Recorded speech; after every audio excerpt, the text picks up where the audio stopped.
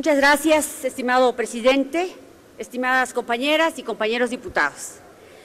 El pasado 7 de abril, senadores de diversos grupos parlamentarios presentaron la iniciativa de reforma a los artículos 39, 44 y 55 de la Ley del Instituto del Fondo Nacional de la Vivienda de los Trabajadores. 5 días después, el 12 de abril, fue presentado y aprobado el dictamen en el Pleno del Senado.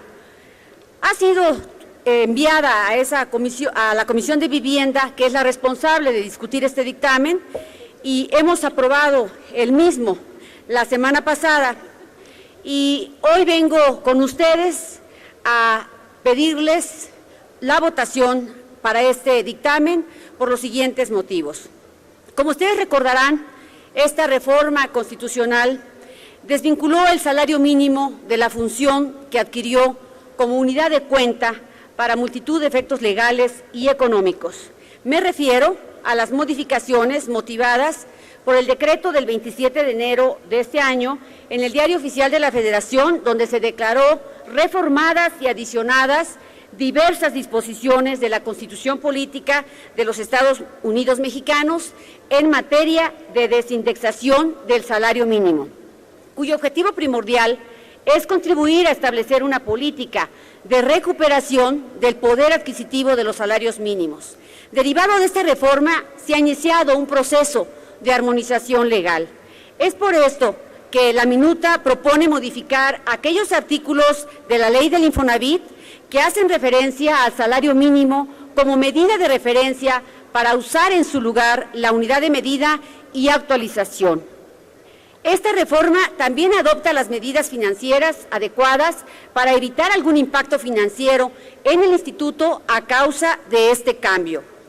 Esto significa asegurar que los trabajadores que no tengan un crédito cuenten con rendimientos garantizados en sus subcuentas de vivienda, y para los que ya lo tienen, que el ajuste de su saldo sea el menor posible. Es importante resaltar que la reforma también prevé que cuando el salario mínimo se incremente por encima de la unidad de medida y actualización, el instituto no podrá actualizar el saldo de los créditos otorgados en salarios mínimos a una tasa que supere el crecimiento porcentual de la UMA durante el mismo año, con el propósito de no afectar a los derechohabientes. Así, se propicia que los trabajadores continúen teniendo rendimientos y que el Infonavit no sufra pérdidas a causa de la diferencia y posible disparidad en el incremento anual de los créditos hipotecarios otorgados con base en salarios mínimos, en UMAS, y aquellos que se otorguen en pesos, mismos que constituyen el activo de ese organismo público y que se actualizan conforme a los niveles de la inflación. Por lo anterior, los diputados que integramos la Comisión de Vivienda consideramos que esta reforma es pertinente, es responsable y es adecuada a la realidad de nuestro país.